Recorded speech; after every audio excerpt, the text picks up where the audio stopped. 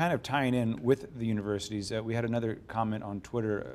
A person said the Springfield good state government would increase higher education funds so universities can recover from the damage reckless politicians have done. And so jumping back into the arena you're talking about, if they started paying their bills today, is there any expectation they will go back and pay you what they owe you previously? Would they repair what has been lost or damaged, in this person's words? You know, I think that's been a concern of ours. It's like we might get the money going forward. Will we get what we're owed?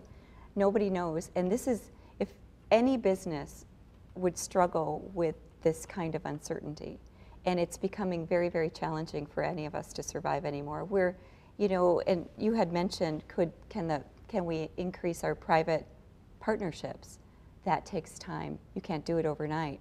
So building those donor bases and getting that kind of support, that financial support from the private sector is very, very challenging and very, it takes a long time. When the public support has been immediately cut off. Correct. Well, to answer it differently is, yes, the state's going to pay for it, maybe not necessarily paying it to the agencies, because the effects of not paying it now is going to be carried out for a long time.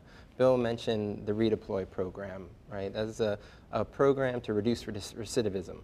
That program has reduced recidivism by 61%, and currently 23 counties cannot operate that program.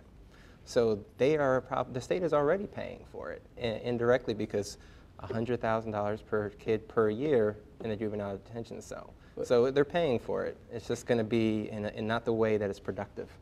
But more importantly, the kids and the families are paying for it.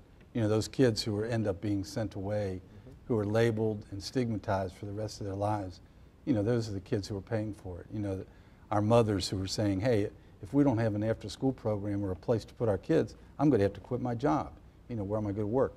There was a big impact on our child care program. They've changed the eligibility, and, you know, hundreds and hundreds. You've heard, I guess Amanda pointed out, you know, if people have lost needed child care. So it's already having a big impact, you know, on our kids and our families.